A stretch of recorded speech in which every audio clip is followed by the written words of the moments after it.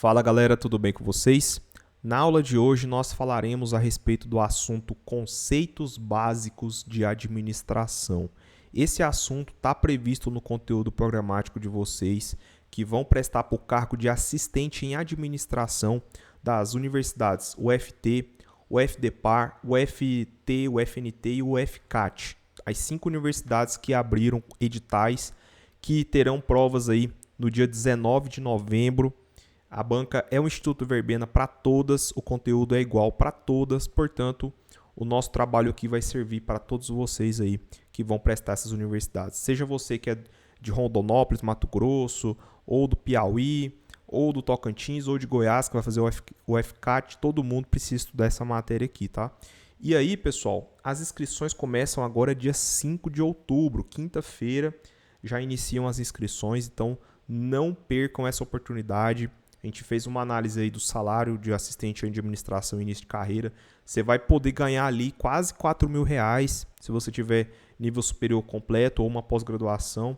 Se você tiver só ensino médio, você vai ganhar ali cerca de R$3.300 a R$3.400. É uma excelente remuneração para quem está começando, tá? Então, assim, vale super a pena, tem muita vaga, deve chamar bastante o cadastro de reserva. Então, estudem bem, principalmente essas matérias aqui de conhecimentos específicos. Serão 20 questões de peso 3, tá? Então, realmente, são 60 pontos em jogo, não dá para você brincar. Todas essas matérias aqui vocês precisam estudar bem. E eu tenho um curso voltado aí para essa parte específica e legislação também, que é essa primeira parte aqui, tá? Então, tanto legislação quanto parte específica para o cargo de assistente, entrem em contato comigo aí no meu WhatsApp, o link está na descrição, tá? Tenho certeza que vai valer a pena. A gente vai gravar algumas aulas gratuitas, não serão todas que eu vou deixar disponível, serão apenas algumas para vocês conhecerem meu trabalho e as demais serão exclusivas para os meus alunos. Já estou com vários alunos, principalmente da UFDPAR, é a universidade que estou tendo mais pessoas interessadas e que estão entrando em contato comigo, tá? Então já tem vários alunos estudando, tá, pessoal? Então aproveita aí essa oportunidade. Lá no WhatsApp eu explico melhor valores, como que funciona o curso. Só você mandar uma mensagem aí, tá bom? Bom, e aí se você quiser, tem como você pagar no Pix ou no cartão de crédito, tá? Então muitas vezes, eu não tenho dinheiro e tal. Tem a opção do cartão de crédito. Você pode parcelar até 12 vezes, é pelo Mercado Pago, tá? Você efetuando o pagamento, eu já libero para você o link do curso. Então, aproveite aí. Também conheça a minha página no Instagram, @tutorial do concurseiro. Lá a gente tem uma comunicação mais diária. Nos stories eu consigo postar algumas coisas de última hora, que às vezes aqui no YouTube não dá, né? Então, me siga aí no meu Instagram. Dá o like no vídeo, se inscreva no canal. Isso também é muito importante para as métricas do YouTube, para alavancar aqui o nosso crescimento nesse canal, beleza? Então, quanto mais likes e curtidas e inscrições, mais o YouTube vai recomendar para mais pessoas esses vídeos, beleza? Tranquilo? Então, vamos lá, pessoal. Vamos começar falando sobre os conceitos básicos e no final da aula a gente vai resolver 10 questões sobre esse assunto. Esse assunto ele é muito genérico, ele ficou muito abrangente. Então, assim, é preciso ter conhecimento da banca, ver como que a banca gosta de cobrar. E assim, pessoal, eu tenho muita experiência com a UFG. Eu trabalhei tanto para a UFG quanto para o IF Goiano. Trabalhei de forma assim, de ter ministrado cursos para esses concursos, que foram concursos recentes aqui no estado de Goiás, tá? Tive vários aprovados, inclusive, nesses 2 concursos. Então, assim, eu tenho bastante conhecimento da banca, eu sei exatamente, já fui aprovado em vários concursos dela, dentre eles TJ, UFG, IF Goiano, já passei em várias universidades aqui que a banca foi a UFG, tá? Então eu tenho muito conhecimento. Então assim, aqui, se você não souber exatamente o que você tem que estudar, você acaba, não estudando direcionado mesmo para a banca, e é que eu tô para te ajudar nesse sentido, beleza? Então, esses conceitos básicos de administração, eu separei eles aqui para vocês, tá? O que eu acredito que pode estar na prova, né? E aí, vamos lá então. E aí, se você for meu aluno, você vai ter acesso a esse material em PDF também, tá? Listas de questões e tudo mais. Vamos lá então. Conceitos básicos, né? O primeiro deles aqui é relacionado a planejamento estratégico, tático e operacional. É um tema muito importante, a UFG gosta bastante, tá? Então, ele fala o seguinte, que os planejamentos, podem ser o estratégico, tático, operacional. O que é o planejamento estratégico? É de longo prazo. Então, quando você vai fazer um planejamento de uma empresa, Você tem o planejamento de longo, médio e longo prazo. O longo prazo está no estratégico. O planejamento estratégico ele é mais abrangente, ele é mais global. Ele está na alta cúpula da empresa. Então, são os líderes do alto escalão mesmo que definem esse planejamento estratégico. Então, ele é um processo abrangente e detalhado. É um processo global e que envolve tanto o aspecto interno quanto externo. Então, no planejamento estratégico, os líderes se preocupam muito com os aspectos legal, econômico, financeiro, político, enfim, todas as condições externas, né, do que pode impactar a empresa, é no planejamento estratégico que é definido e que é verificado todas essas questões, tá? Então, é um planejamento de longo prazo. O tático, por sua vez, é um planejamento de médio prazo. Então, ele tem a ver mais com um nível mais departamental. Então, ele fala o seguinte, ó, detalhamento das ações necessárias para implementar as estratégias definidas no planejamento estratégico. Então, o planejamento estratégico define as estratégias principais e o tático ele vai fazer esse processo de colocar em prática essas estratégias do planejamento estratégico. Então, ele considera as metas de médio prazo e áreas de atuação específicas. São unidades de negócio, são departamentos. Então, por exemplo, o departamento de marketing, o departamento financeiro, o departamento de RH, o departamento de produção. Todos esses são departamentos que estão diretamente ligados aqui ao planejamento tático, tá? Então, ele é realizado em níveis hierárquicos intermediários, ou seja, está no meio da organização, tá? Então, imagina aqui um organograma. Vocês já viram um organograma? Organograma nada mais é do que uma representação gráfica da estrutura de uma organização. Então, você tem aqui vários níveis hierárquicos, não é isso? Vários níveis que vão do alto escalão até os escalões mais baixos, tá vendo? Então, o que acontece? O planejamento estratégico seria mais ou menos isso aqui, ó. Nessa primeira parte aqui, tá? Seria o planejamento estratégico. Essa parte aqui do meio seria o planejamento tático. E o que está abaixo aqui seria o operacional, que são os supervisores ali de chão de fábrica, tá, pessoal? Entendeu? E aqui seria o planejamento operacional. É mais ou menos esse o desenho aí do que seria, onde que está, né, de cada um dos planejamentos. E aqui no operacional, definição de ações concretas para implementar as decisões tomadas no planejamento tático. Então, o operacional ele vai fazer ele vai verificar o que o tático definiu e vai colocar em prática também. Então, tá vendo que é uma cadeia de comando, né? Você tem ali uma interligação da alta cúpula com o chão de fábrica, tá bom? Então, aqui, ó, ele é focado no curto prazo e atividades diárias da empresa, ou seja, o cotidiano mesmo, ali nos processos. Imagina, por exemplo, numa linha de montagem de uma determinada fábrica, uma indústria. Tem aqueles operários ali. Então, você vai ter ali supervisores de linha que vão estar diretamente coordenando essas atividades cotidianas da empresa, tá? O líder lá da cúpula ele não vai estar preocupado com o que está acontecendo lá no dia a dia, saber se aquela máquina está operando certo, se aquele funcionário está tendo, digamos assim, está trabalhando certinho e tal. Não, o cara que está lá na alta cúpula, no planejamento estratégico, ele está preocupado com as questões mais complexas que tem a ver com o futuro da empresa e tal. Então, assim, tá vendo que existem diferenças aí em cada um dos planejamentos. E aqui ele é realizado, como está falando, né, em níveis operacionais da organização. Então, é só você não confundir o que é estratégico, tático, operacional, que você acerta a questão em prova, tá? Vamos lá, então. Aqui tem um desenho bem bacana para vocês entenderem a diferença entre cada um deles, né? Então, aqui está o estratégico, é a alta administração, né? Uma forte orientação externa, foco no longo prazo, planos genéricos. O tático são os gerentes, então é uma visão por unidades de negócio ou departamentos, foco no médio prazo, tá? E o operacional são os supervisores, tarefas rotineiras, foco no curto prazo, definição de objetivos e resultados bem específicos. Então, quanto mais específico for, mais tem a ver com o operacional, tá? Beleza. Outro conceito muito importante são as habilidades gerenciais de Katz. A UFG gosta bastante desse conceito aí. Então, Robert Katz, segundo ele, existem 3 tipos de competências. As competências técnicas, humanas e conceituais. Vamos estudar cada uma delas aqui, ó. O que é a competência conceitual? Ela é mais requerida no nível estratégico, ou seja, no nível de cúpula. Tá? Então, essa habilidade é mais requerida nesse nível. É a capacidade de ver a empresa como um todo. Então, eu tenho uma visão mais holística, mais global da empresa. Consiste na capacidade de compreender as complexidades da organização e promover o ajuste do comportamento dos seus participantes. Entendeu? Então, a habilidade conceitual é isso. É você ver a empresa como um todo. A humana, por sua vez, tem a ver com mais a ver com o nível tático, né? Com o nível intermediário mesmo da empresa. Então, envolve a capacidade de comunicar, motivar, coordenar, liderar e resolver conflitos pessoais ou grupais. Essa habilidade ela é mais requerida no nível tático. E a habilidade técnica é mais requerida no nível operacional, é utilizada na supervisão de primeira linha e tem a capacidade de usar os conhecimentos específicos de determinadas especialidades e concretizar a mecânica do trabalho pelo qual o respectivo administrador é responsável.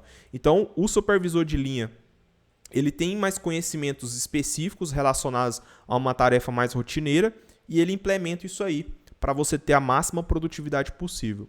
A humana, por sua vez, tem mais a ver com o nível tático, né? Tem a ver com capacidade de liderança, de comunicar, motivar, coordenar e tal, resolver esses conflitos pessoais ou grupais. E o conceitual, visão mais global, mais no nível estratégico. Beleza? Tranquilo? Vocês não vão errar isso aqui, pessoal. É bem de boa mesmo, tá? A gente vai resolver já questões sobre isso. E aqui tem cada um dos níveis. A gente estudou lá primeiro o planejamento tático, tático e operacional, né? Estratégico, tático e operacional. E aqui é a correlação com essas habilidades. Tá vendo aqui, ó? Então é o seguinte, pessoal. Não é porque a conceitual é mais requerida no nível estratégico que o nível tático e operacional não precisa de habilidades conceituais. Não, pelo contrário. Os níveis abaixo também precisam de habilidades conceituais, mas não no mesmo, na mesma proporção. Perfeito? Então, assim, no nível gerencial, tem que ter. O que é mais requerido? São as habilidades humanas, mas significa que quem está no nível intermediário não precisa de habilidades conceituais? Não. Ele precisa também, só que não na mesma proporção de quem está no nível estratégico, entende? E também ele precisa saber um pouquinho das habilidades técnicas. E o operacional, ele precisa ter mais habilidades técnicas, mas não significa que ele não vai ter, por exemplo, habilidades conceituais ou humanas, entende? Então, só para vocês não confundirem. Achar que a habilidade conceitual é exclusivamente no nível estratégico. Não.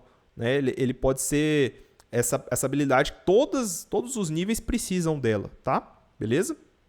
Então é isso. Agora vamos falar sobre missão, visão e valores. Também é um tema muito quente. Eu acho que isso aqui vai estar na prova de vocês. Missão, visão e valores são elementos fundamentais de uma empresa ou organização e que ajudam a definir sua identidade e orientar sua estratégia e ações. Vamos entender cada uma delas aqui, ó. Então, missão. O que é a missão? Missão é a declaração concisa que descreve seu propósito fundamental e razão de existir. Tá? Então, quando falar de razão de existência de uma empresa, propósito fundamental de uma empresa, isso tem a ver com a missão. Tá? Então, aqui tem até um exemplo, né, de missão. Ó. Qual que é a missão da empresa Google? Organizar as informações do mundo e torná-las universalmente acessíveis e úteis. Isso é uma missão. Tá? É a razão de existir da empresa. Por que ela existe? Por exemplo, qual que é a missão aqui do tutorial do concurseiro? É transformar a vida das pessoas através de concursos públicos. Isso é uma missão. Acabei de definir aqui a nossa missão. Tá? Então, toda empresa tem uma missão. Isso aí vai direcionar as suas ações para que ela atinja esse fim. Certo? Então, tá aqui. Ó. Ela deve ser clara e inspiradora e ajudar a definir a identidade da empresa e o seu posicionamento no mercado. Exatamente. Quando eu falo que o tutorial do concurseiro, qual é a missão dele? É transformar a vida das pessoas através de concursos públicos, eu estou me posicionando no mercado, tá? Que é o mercado dos concursos públicos. Da mesma forma que a missão do Google aqui, organizar as informações do mundo e torná-las universalmente acessíveis. Qual que é o posicionamento dele? Sobre as informações. Tem o Bing lá da Microsoft também. É um site de buscas, né, da mesma forma que o Google, beleza? Então, essa que é a ideia aqui da missão. Visão. Agora, toma cuidado para você não confundir visão e missão. Visão é uma declaração que descreve onde ela deseja chegar no futuro. Então, na verdade, a visão ela tem a ver com o objetivo, onde que ela quer chegar.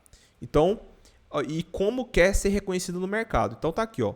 Um exemplo de visão é da empresa Amazon. Ser a empresa mais centrada no cliente do mundo, onde os clientes podem encontrar e descobrir qualquer coisa que desejem comprar online.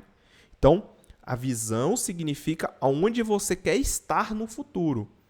Digamos que eu queira expandir a minha empresa a ponto de ser uma das melhores do mercado no ramo.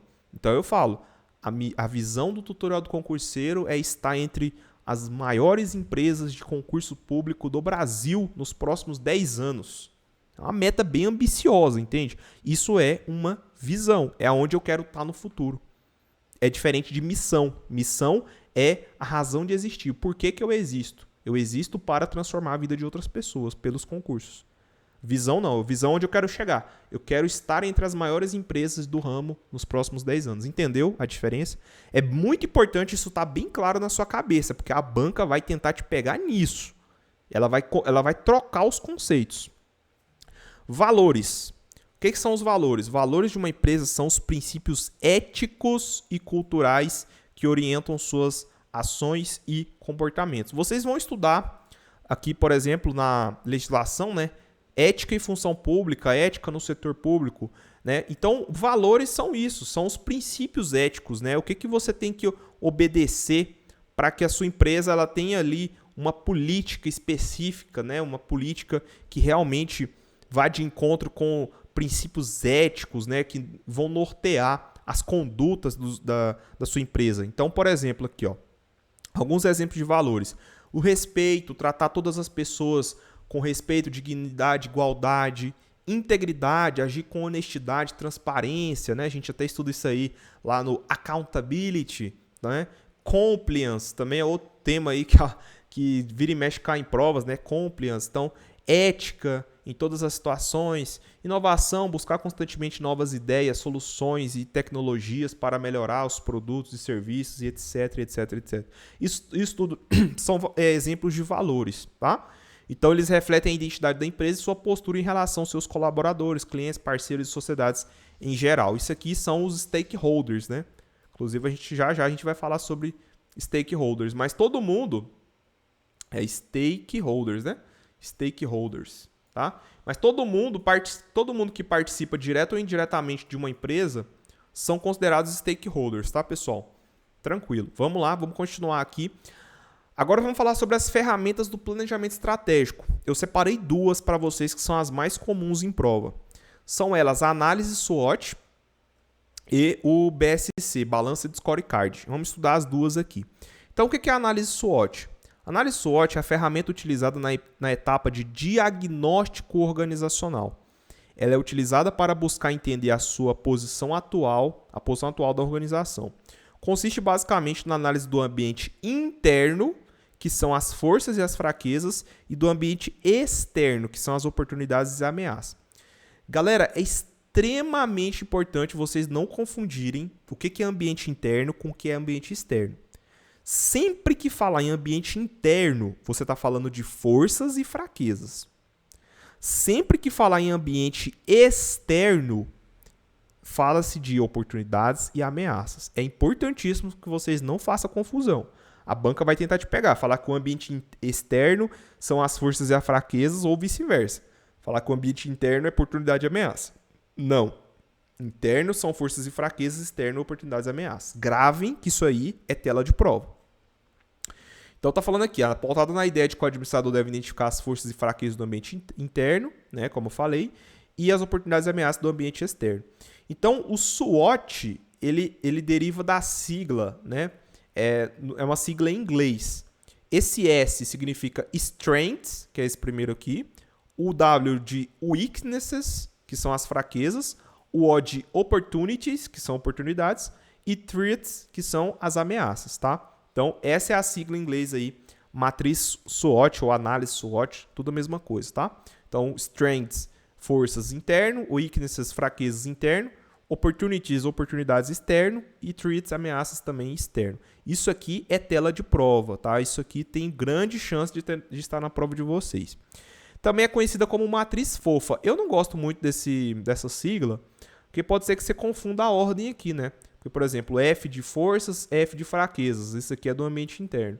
E O de oportunidades e A de ameaça, que é do ambiente externo, né? Então fica fora de ordem, né? Eu prefiro que tá no SWOT mesmo, que aí você sabe que as duas primeiras letras da sigla é do ambiente interno e as duas últimas da sigla é do ambiente externo, tá? Mas você faz do jeito que você preferir, beleza? A banca provavelmente vai tentar colocar isso aqui SWOT mesmo, ao invés de fofa. E o Balanced Scorecard, BSC, também é uma ferramenta aí muito importante que vocês precisam saber, tá? Então é uma ferramenta estratégica desenvolvida por Kaplan e Norton. Trata-se de um sistema balanceado de monitoramento de resultados, ou seja, o BSC ele serve para monitorar os resultados, ver se você atingiu os objetivos, as estratégias que você definiu preliminarmente. Tá? Então você vai. É uma etapa que está mais para o controle do que para o planejamento estratégico, tá, pessoal? O Balanced Scorecard tem mais a ver com controle mesmo. Monitorar os resultados, ver se você está atingindo as suas metas, tá? Então ele verifica através de indicadores, objetivos e metas, tá? Então sempre que falar em indicadores, objetivos e metas, né, isso está aí relacionado ao Balanced Scorecard, que é o acompanhamento, né, se realmente a empresa está atingindo os objetivos dela. Então tá aqui, ó. Então eles desenvolveram uma ferramenta que leva em consideração medidas financeiras, que são os indicadores financeiros, e as medidas não financeiras, que são os indicadores estratégicos. Então o BSC considera que as medidas indicadores podem ocorrer sobre 4 perspectivas. Quais são as 4? Então, perspectiva financeira, perspectiva do cliente, perspectiva dos processos internos, perspectiva do aprendizado e crescimento. Tá bom? Então, é importantíssimo vocês decorarem isso aqui, porque isso aqui cai em prova também, e saberem também que é indicadores, objetivos e metas. Continuando, vamos falar agora sobre eficiência, eficácia, efetividade e produtividade. Isso aqui vai estar na prova de vocês, tá? Isso aqui pode ter certeza que estará na prova de vocês do dia 19 de novembro. Pode anotar isso aqui, tá? Vamos lá, então. O que é eficiência? Eficiência significa fazer bem alguma coisa. É fazer da forma correta. É utilizar recursos da melhor maneira possível. Está associado à produtividade e ao desempenho, ao modo de fazer algo. O foco é interno, relaciona-se aos meios e aos custos envolvidos. É a medida de avaliação da utilização dos recursos. Então, pessoal, eficiência é isso. Eficiência é você fazer bem alguma coisa, utilizando o mínimo possível, gastando pouco, sendo eficiente é isso. É você preocupar-se mais com os meios do que com os fins, tem um foco mais interno, tem a ver com produtividade, ao modo como você está fazendo, usar os recursos de uma maneira mais racional, de uma maneira mais econômica. É isso que é ser eficiente. Então imagina, por exemplo, que um governo ele resolva construir moradias populares. Só que na licitação dessa construção dessas moradias, estava estipulado ali R$1 milhão. E vamos supor que ele gaste R$3 milhões. Ele foi eficiente? Não. Por quê? Porque ele gastou mais do que estava planejado. Portanto, ele não foi eficiente. Tá? Então, é isso que é ser... Isso é ser ineficiente. Eficiente aí seria o contrário. É você realmente atender ali a você gastar o mínimo possível e fazer acontecer o que tem que ser feito, tá? Eficácia tem a ver com fazer a coisa certa. Fazer aquilo que deve ser feito para que os objetivos sejam alcançados. É atingir os objetivos ou as metas traçadas, independentemente dos custos envolvidos. O foco é externo, relaciona-se aos fins. É a medida de avaliação do alcance dos resultados. Então imagina o seguinte, que esse governo que resolveu construir moradias populares, ele gastou lá R$3 milhões. Foi eficiente? Não, foi ineficiente. Só que ele construiu. As casas ficaram prontas, está tudo certo, tudo ok. Ele foi eficaz? Foi, porque os fins foram atingidos. É exatamente isso que falei eficácia. Eficácia é você atingir os objetivos, independentemente dos custos, independentemente se foi produtivo ou não, se você fez no menor tempo possível ou não.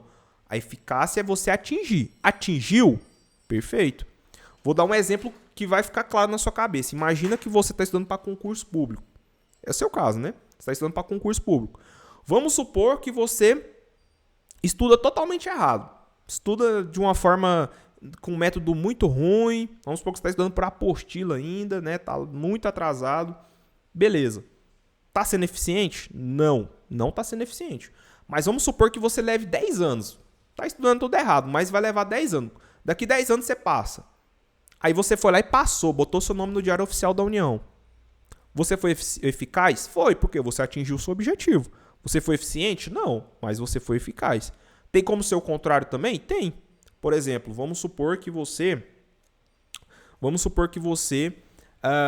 estuda certinho, tá? Estuda certo, mas aí você não consegue passar, porque às vezes você está estudando certo, mas de repente você, sei lá, por algum motivo, não vai dar resultado isso aí que você está fazendo, tá? Você não vai atingir os seus objetivos se você fizer da forma que você está fazendo. Você está até sendo eficiente, você está estudando da forma certa, tá tendo um método e tal, mas aí você não passa no concurso.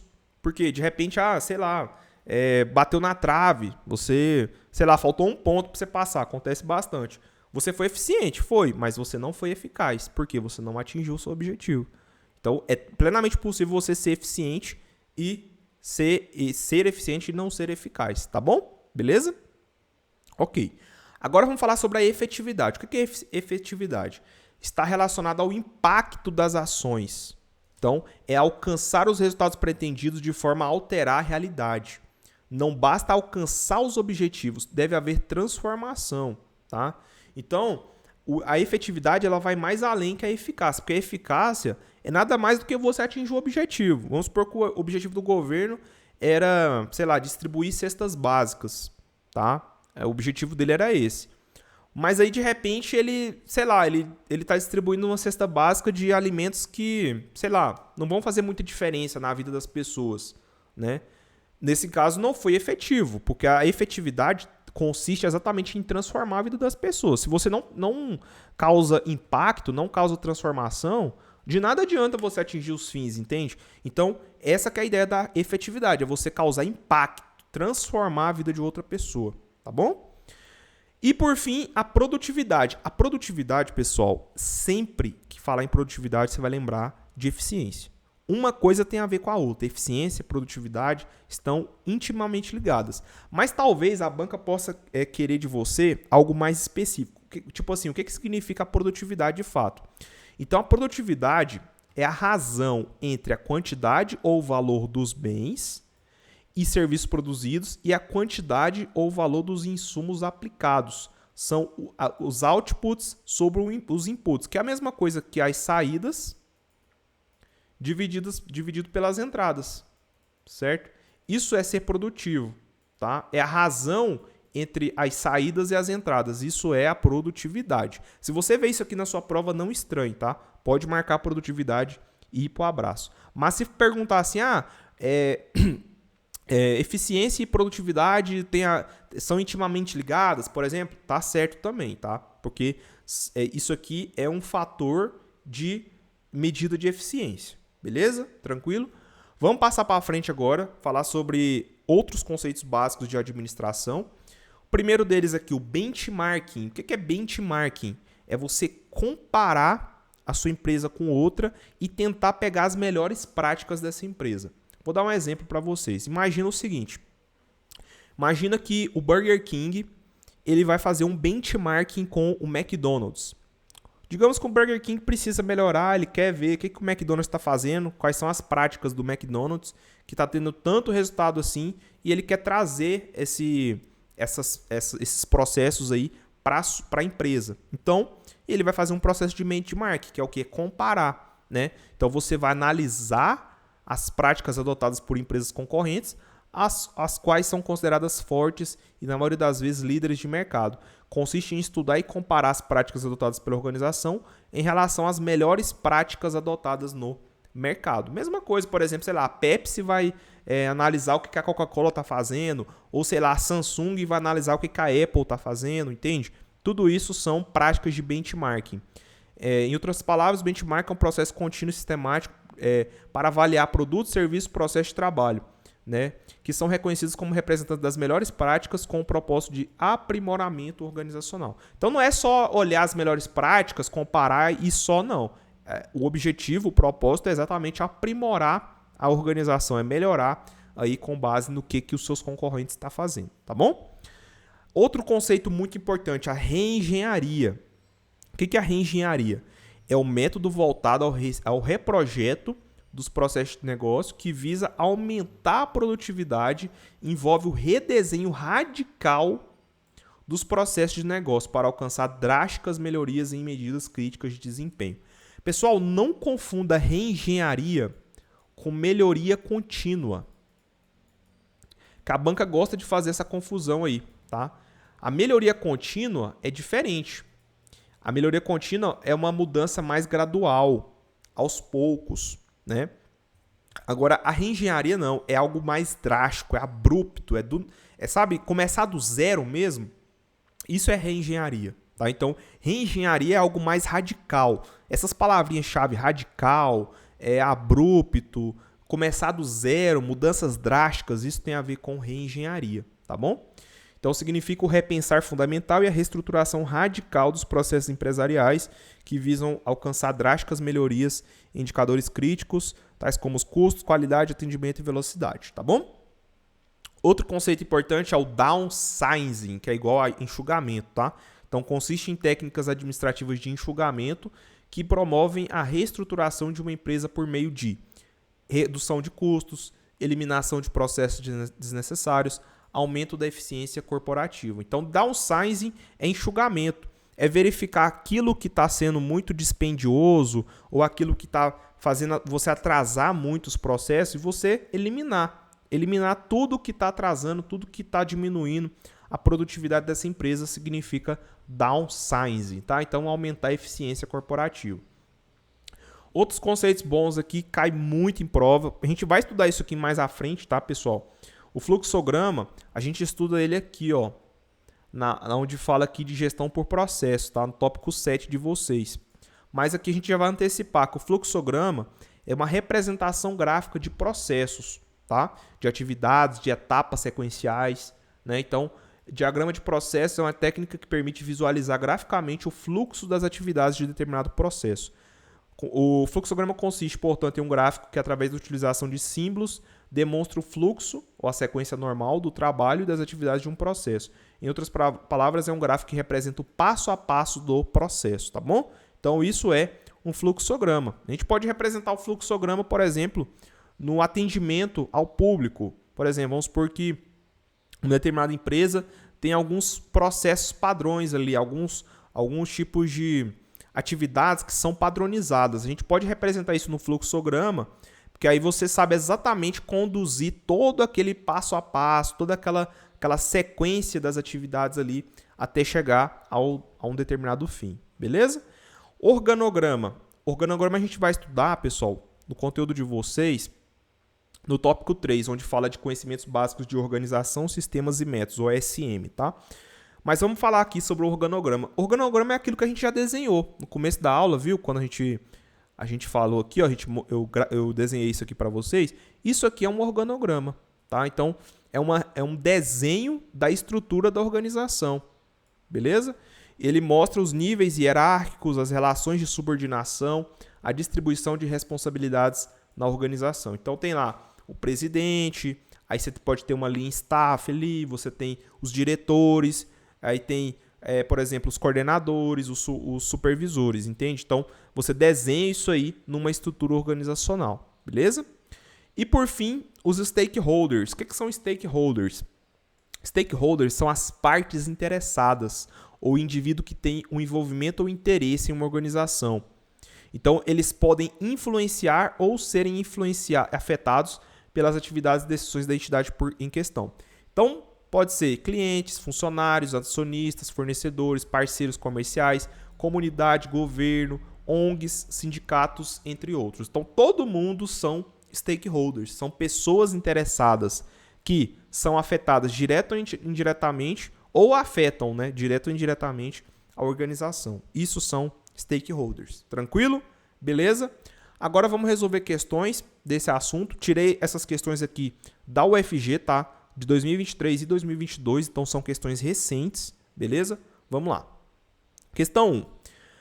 Obter resultados conseguindo que os outros façam o que é necessário, em vez de fazê-lo por si, é papel do economista? Não, né, pessoal? Administrador? Sim, esse é o gabarito. C, operador? Não. D, técnico? Também não. Então, são os administradores que fazem com que outras pessoas que obtenham resultados, tá bom? Então, o administrador ele tem um papel de liderança. É ele que faz a comunicação, ele que direciona as pessoas a fazerem o que tem que ser feito para atingir os propósitos organizacionais, tá bom? Então, quem faz isso é os administradores. Isso aí é um papel aí, do administrador. Questão 2. Observe o quadro a seguir. Então, a coluna 1 fala o seguinte, ó, fazer corretamente as coisas, preocupar-se com os meios, que eu falei para vocês, que isso aí que vai cair para vocês, ó, enfatizar métodos e procedimentos, cumprir regulamentos, etc. E a coluna 2, fazer as coisas necessárias, preocupar-se com os fins, enfatizar objetivos e resultados, atingir os alvos e objetivos. Então, você sabe que quando você tem uma preocupação maior com os meios, né, fazer corretamente as coisas, preocupar-se com fazer mais com menos, isso tem a ver com eficiência. Então, eu vou colocar aqui, ó, eficiência. A gente estudou isso aqui. Agora, quando você se preocupa com os fins, os objetivos, as metas, isso tem a ver com a eficácia. Eficácia. Tá? Então, isso aqui é padrão, é figurinha carimbada aqui nas provas da UFG. Então, ó, coluna 1 e 2 referem-se respectivamente a exemplos de letra A, eficiência e eficácia. De cara já é a letra A, o gabarito. Entendeu? Bem tranquilo, né? A gente viu isso aqui, ó. A gente falou sobre isso aqui, ó. Então, eficiência... Não, tá mais aí embaixo aqui, ó. Olha lá, ó. Eficiência tem a ver com os meios. A eficácia tem a ver com os fins. Você sabendo isso aí, você já consegue matar a questão, tá? Então, letra A é o gabarito. Questão 3. O controle é uma das ações de rotinas administrativas. Faz parte dele as etapas de verificações para que cada um possa assumir as responsabilidades no cumprimento das obrigações, visando ao alcance dos objetivos organizacionais. Uma das ferramentas de medição utilizadas para essa ação é A, organograma, nada a ver, pessoal. Organograma é um gráfico de estrutura, nada a ver. B, execução, também não tem nada a ver. C, a meta e D, o plano. Talvez você ficaria na dúvida entre essas duas. Mas a gente não estudou lá no BSC? A gente viu, no BSC, ele verifica sobre 4 perspectivas, 3 aspectos, né? São os indicadores, os objetivos e as metas. Então, metas, né, tem a ver aqui com a letra C, que é o gabarito, tá? Ele está falando aqui, pessoal, ó, ele está falando de controle, ele está falando de verificação, isso aí tudo a gente não vê no Balanced Scorecard, verificação, do controle, monitoramento dos resultados, tá? Olha lá, o cumprimento das obrigações, visando o alcance dos objetivos, isso aí tudo a gente vê no Balanced Scorecard. E o Balanced Scorecard, ele analisa os indicadores, os objetivos e as metas das perspectivas financeiras, dos clientes, dos processos internos, do aprendizado e do crescimento. Então, realmente, letra C é o gabarito, tá? Então, toma muito cuidado com a questão dessa aqui, pode realmente valer muito aí na sua prova. Questão 4. Leia o texto a seguir. Qualquer grupo ou indivíduo que pode afetar ou ser afetado pela realização dos objetivos dessa empresa. O que eu falei para vocês? Qualquer grupo ou indivíduo, pode ser funcionário, cliente, acionista, fornecedor, ONG, sindicato, governo, enfim, todo mundo são stakeholders. Questão certa, letra D de dado, tá bom? Bem de boa essa questão também, a gente viu lá no finalzinho do nosso esquema, né? As partes interessadas são os stakeholders. Questão 5. Aquilo que define o papel que a organização desempenha para seus clientes, partes interessadas relevantes e representa a razão de existência da organização é. Então, razão de existir. Por que ela existe, né? A minha empresa, razão de existência dela é transformar a vida de outras pessoas. Isso é o quê? A missão, né? A gente falou sobre isso, é a missão. A visão é onde você quer estar no futuro, é diferente. Agora, falou de razão de existência, propósito fundamental, isso é a missão. Isso é importante também vocês gravarem isso aí, não confundir, tá? Então, missão, propósito fundamental, razão de existir. Visão, onde ela deseja chegar no futuro. 6. As organizações, sejam elas públicas ou privadas, programam suas ações através do planejamento. O planejamento que usa previsões de demanda desagregada determina recursos e contingências para as unidades ou departamentos e estabelece objetivos tanto em termos financeiros quanto operacionais. As características mencionadas estão relacionadas ao planejamento de nível. Pessoal, é sempre importante quando vocês estiverem na prova da UFG que vocês sublinhem as palavras-chave. São as palavras-chave que vão fazer você acertar a questão em prova, tá? Então, para você marcar o X no lugar certo, você precisa sublinhar as palavras-chave. A partir do momento que a gente viu aqui, ó, unidades, que é a unidade de negócios e tal, e departamentos, isso aqui já tem que estar gravado na sua memória. Isso aqui é planejamento tático, é de nível intermediário. A gente viu isso aqui, tá? Lembra do gráfico que a gente viu aqui, ó? Olha lá, ó. No tático, ó, visão por unidades de negócio ou departamentos, certo? Isso tem a ver com o planejamento tático. Então, o gabarito da questão 6 é realmente letra B de bola. Questão 7. Quando uma organização tem alto grau de produtividade ou economia na utilização dos recursos, ela é considerada uma organização. O que eu falei para vocês? Quando você está preocupado mais com os meios, ou seja, em gastar o mínimo possível, fazer mais com menos, entendeu? Isso tem a ver com o quê? Com a eficiência. Então, é letra B. Se falasse assim, tem uma preocupação mais com os fins, preocupação mais com os objetivos, em atingir determinados objetivos, aí seria eficácia. Mas como está falando a preocupação mais com os meios, com os recursos, em ser produtivo, isso é letra B, é eficiência, tá bom? A questão 7, letra B. 8. Para Katz, a gente estudou, né, o Robert Katz, há 3 tipos de habilidades importantes para o desempenho administrativo bem-sucedido. As técnicas, as humanas e as conceituais.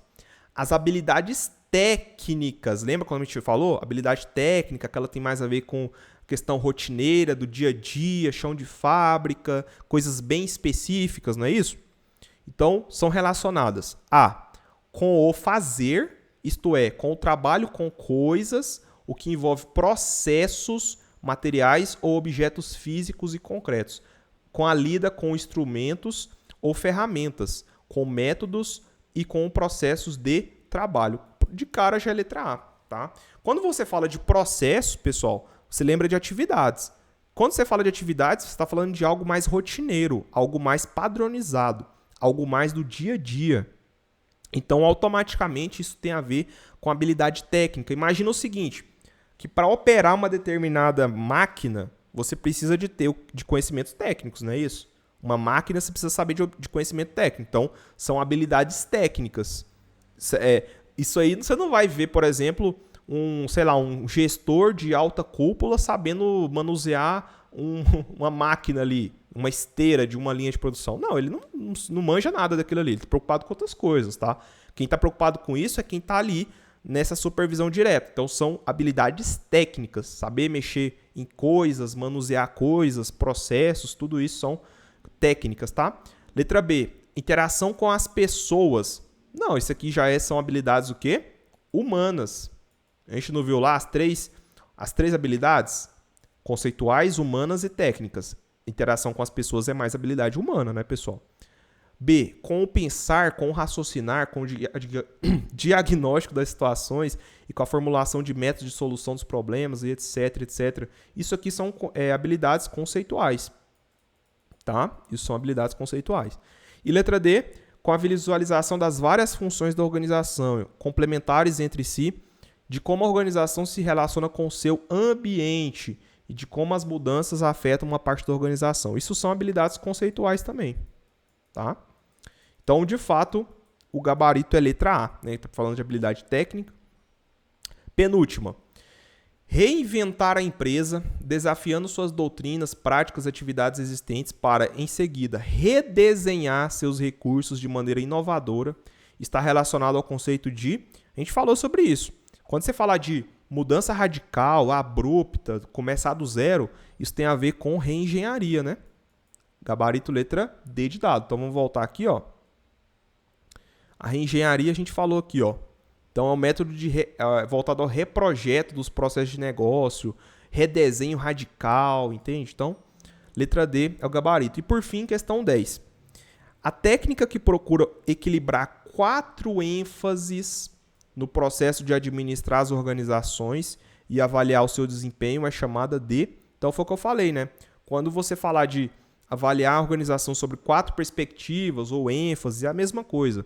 Então, perspectiva financeira dos clientes, dos processos internos, do aprendizado e crescimento. Isso é o quê? BSC. Balanced Scorecard, gabarito letra A. Beleza? Tranquilo? É isso então, pessoal. Encerramos aqui a nossa aula. Espero que vocês tenham gostado. Gostou? Deixa o like, compartilha, comenta, faz tudo que vocês quiserem aí, que vão aumentar o engajamento aqui do vídeo, vai me ajudar bastante. Conheça o meu curso aí, voltado para assistente em administração das 5 universidades, o FDPAR, o FR, o FCAT, o FT e o FNT, beleza? É isso, valeu, só entrar em contato comigo aí no WhatsApp. Um abraço e até a próxima.